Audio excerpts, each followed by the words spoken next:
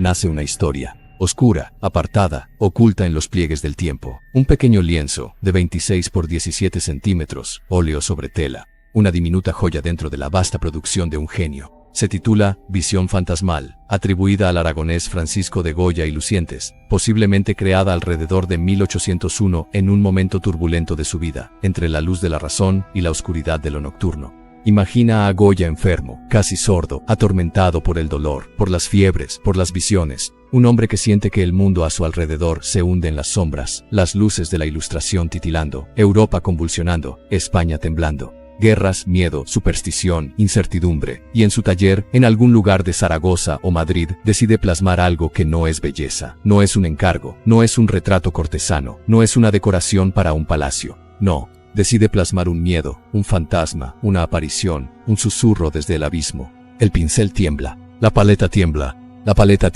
la mano parece dudar, pero Goya trabaja rápido, sin dibujo preparatorio, sin boceto. Halla prima con pinceladas sueltas, con prisa, como quien intenta atrapar una idea antes de que desaparezca. Sobre un fondo claro, quizá blanco o ligeramente ocre, y sobre esa base aplica tonos oscuros, grises, marrones, sombras densas, y solo un toque, un pequeño resplandor, una pincelada amarilla, un halo fugaz, una luz temblorosa en la esquina superior izquierda, como si viniera de otro mundo, otro plano, otra realidad. La imagen emerge. En el centro de la composición, una figura alta, fantasmal, envuelta en un manto oscuro con el cabello largo, con dos cuernos que brotan de su cabeza, cuernos que la vuelven demoníaca, monstruosa, aterradora.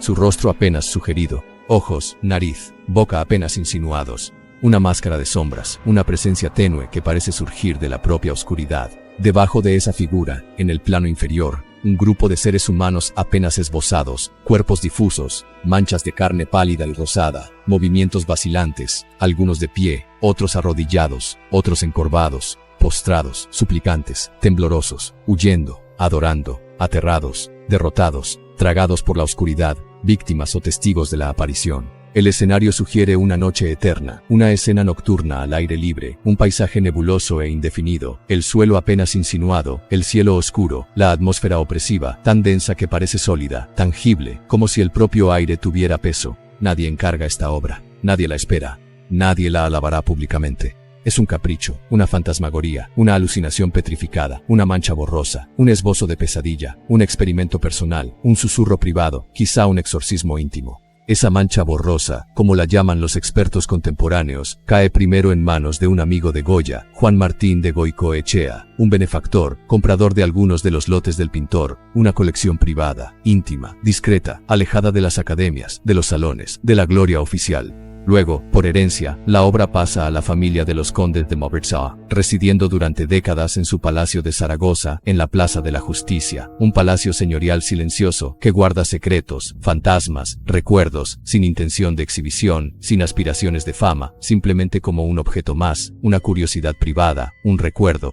En 1928, con motivo del centenario de la muerte de Goya, la revista Aragón publica una fotografía en blanco y negro, tomada por el fotógrafo Juan Mora, que incluye esta visión fantasmal entre otras imágenes, quizás como una curiosidad de una porción poco conocida, olvidada, oculta de la producción de Goya, apenas visible, una sombra en la memoria colectiva. Esa fotografía, gris, desvaída, es la última pista pública del cuadro durante décadas. Luego se pierde su rastro.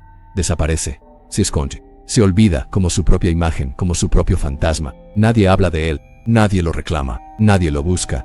Permanece en una colección privada, oculto, en silencio, hasta que en 2016, el historiador Arturo Anzón Navarro rastrea su posible paradero, encuentra pistas, sigue el rastro de los antiguos propietarios, reconstruye la cadena de posesión, investiga inventarios, escrituras, herencias, correspondencia familiar, y descubre que el cuadro aún existe intacto, conservado, anónimo.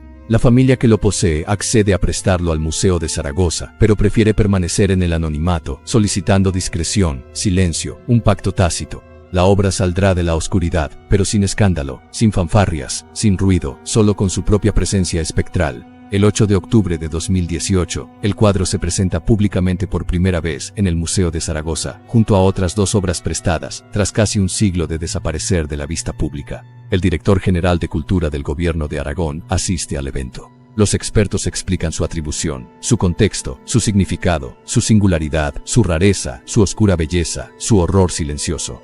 Los especialistas coinciden en que esta visión fantasmal no tiene paralelo en la producción conocida de Goya, ni en sus retratos, ni en sus cartones, ni en sus encargos, ni siquiera en sus famosas pinturas negras de la Quinta del Sordo, aunque comparte con ellas la atmósfera sombría, la obsesión por la noche, lo irracional, lo terrible. Esta obra es, en su pequeñez, su brevedad, su crudeza, una de las expresiones más radicales del espíritu oscuro de Goya, un temprano precursor de su descenso a las sombras, un puente oculto entre su periodo oficial y sus visiones más íntimas. Y sin embargo, técnicamente no forma parte de las pinturas negras. No fue pintada en la Quinta del Sordo sobre una superficie mural, sino como una pintura de caballete sobre lienzo, por lo que permanece en los márgenes de esa famosa serie, aún invisible en los estudios más populares. ¿Por qué Goya no la desarrolló en un formato más grande? ¿Por qué no intentó retomar esa visión, ampliarla, embellecerla, perfeccionarla?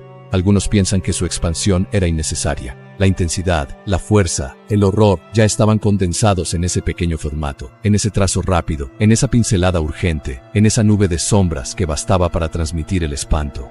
Otros sugieren que la dejó inacabada por miedo, por repulsión, por la intuición de que la imagen debía permanecer ambigua, fugaz, casi invisible, como un sueño que se desvanece si lo miras demasiado tiempo, como un recuerdo que debe borrarse a sí mismo, como una confesión que no debe ser pronunciada. En cuanto a la restauración, repintes o intervenciones conocidas, los archivos del Museo de Zaragoza indican que la obra ha sido estudiada, examinada, se ha evaluado su superficie, pero no se han publicado informes de restauración extensos, ni grandes reintegraciones, ni alteraciones visibles, lo que sugiere que su estado es bastante cercano al original. Conservando la imprimación ligera, la base ocre, los trazos oscuros, la pincelada suelta, la atmósfera fantasmal, un superviviente de la penumbra, congelado en el tiempo, intacto, resistente al olvido, y ahora expuesto al público ante miradas curiosas. El espectro se alza de nuevo, deambula por los pasillos, mira de reojo, provoca escalofríos, susurros, preguntas.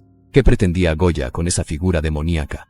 ¿Qué representaban esos cuernos, esa capa, esa presencia terrible? Era un diablo, un espíritu, un mal presagio, una encarnación del pecado, del terror, del subconsciente.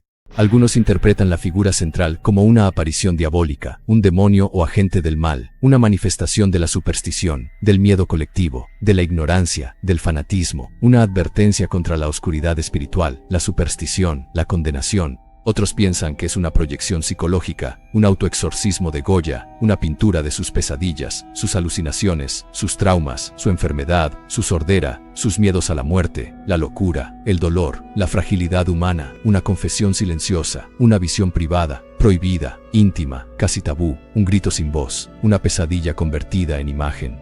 Otros ven una metáfora social.